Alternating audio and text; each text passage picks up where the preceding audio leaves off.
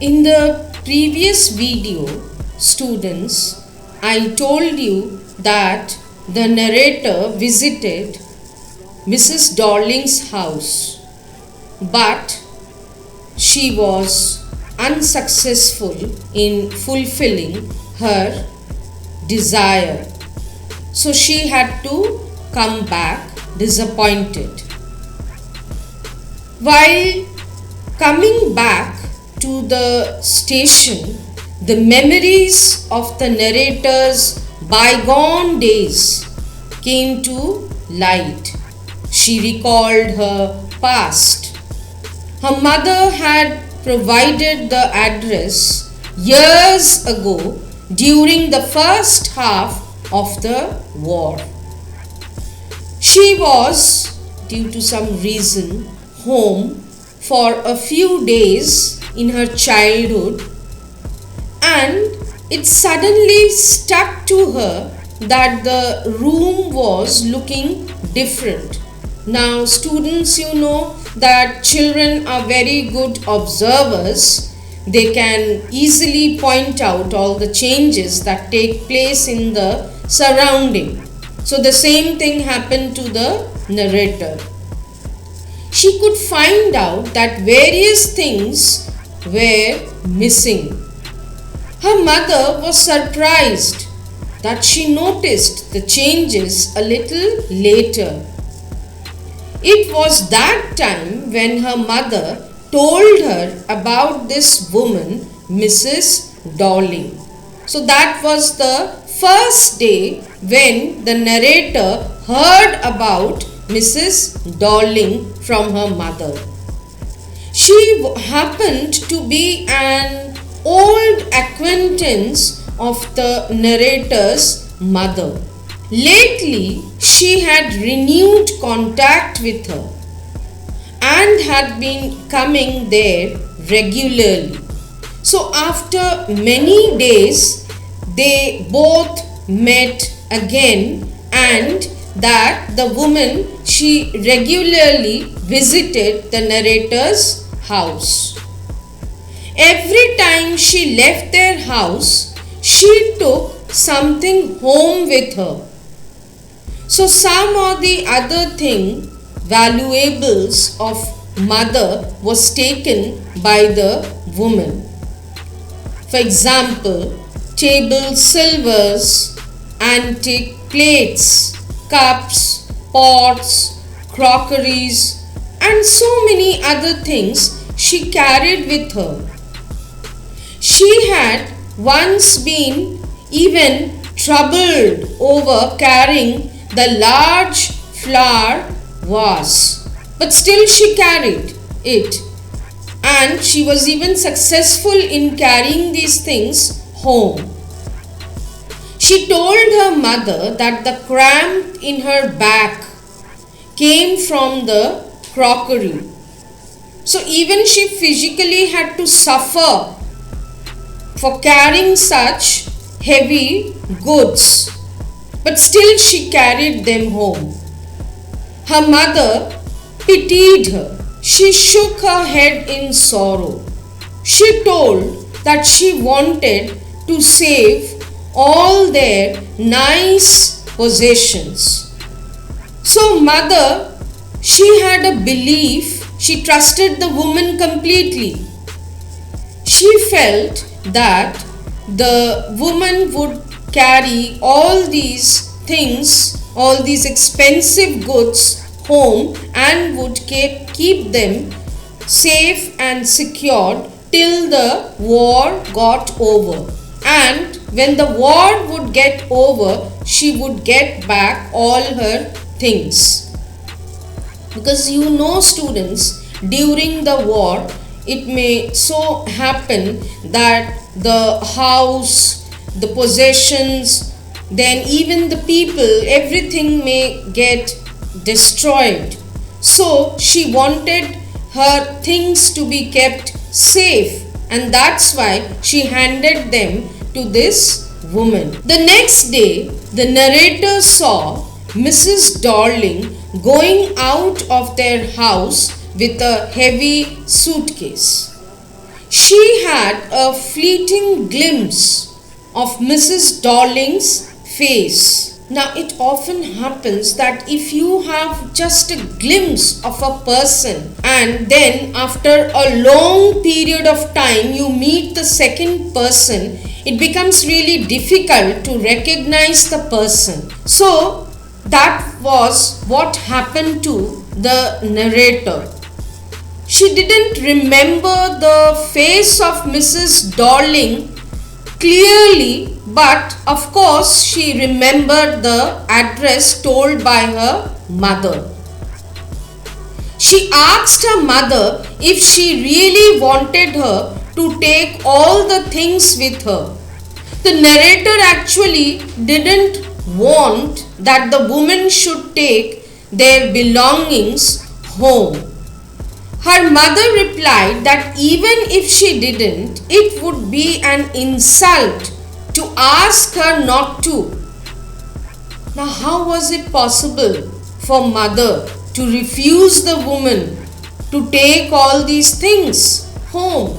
She would feel insulted, and that's why mother said nothing to the woman. And that's why whenever she came, she carried something or the other with her. She was going out with a risk herself, a suitcase full of items. So mother always sympathized the woman and she trusted her completely, and so she allowed her to carry all the items. Her mother noticed that she wasn't convinced and looked at her critically. But the narrator, she was very possessive about the articles that belonged to them. She never wanted that it should be given to the woman. But again, on the other hand, mother never refused the woman to carry them. After that day, they never talked about the incident again. She reached the station without noticing any details on the way. The narrator didn't want to see anything around because whatever she would look at, it would remind her of the past. It would remind her of her mother, and that would make her feel sad. She passed the familiar things after the war for the first time. She didn't want to upset herself with the familiar sights of houses and streets that reminded her of all the precious moments. In the train again, she recalled Mrs. Darling. She saw Mrs. Darling in person a day after her mother told her daughter about her. She woke up late that morning, and as she was going downstairs, she saw her with broad back. Her mother was seeing her out. Her mother introduced her to the woman. She picked the suitcase under the coat rack. She was wearing a brown coat and a shapeless hat. She asked her mother whether the woman lived far away. At that time, the narrator's mother told about the address number 46 Marconi Street. So that was the time in her childhood the narrator came to know about the address, and she never forgot this address even when she grew up. She remembered the address, but she took too long to visit the place. After the freedom, she was afraid of getting confronted with the past memories and connections that no longer existed. She was actually so sad after the death of her mother, she felt so lonely that she never had the courage to get back those articles or even look at them, as they would remind her of her mother. Connections were hidden in cupboards and boxes. So she knew all these belongings would be found in the cupboard and boxes. It seemed that those memories were waiting in vain. Who knows when these memories would be, when these articles would be looked at, when they would be paid some attention to put them back to their places, as they had suffered all these years because they were only things.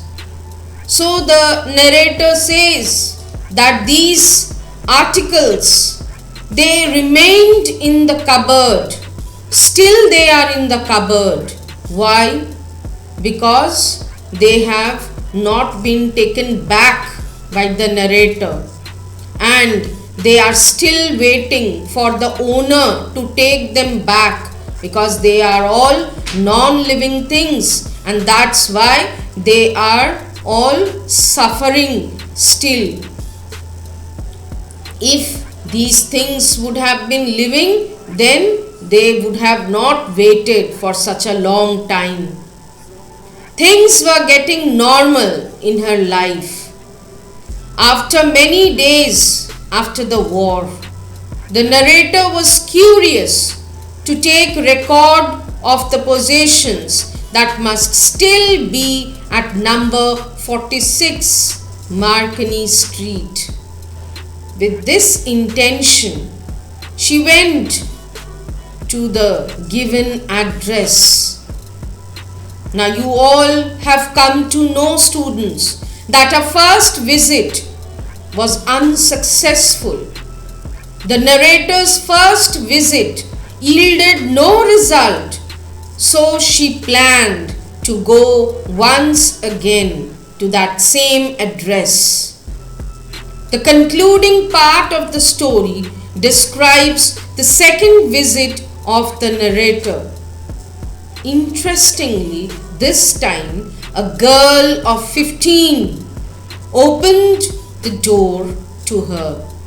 She said that her mother was not at home, as she went out to do some errands. That is, mother went out with some work. The narrator expressed her wish to wait for her. The girl accompanied her to the passage. The narrator saw an old-fashioned iron candle holder, a Hanukkah candle holder, hung next to a mirror, and this candle holder belonged to her mother. She remembered that she never used it, as it was unmanageable. The girl made her sit in the living room and went inside.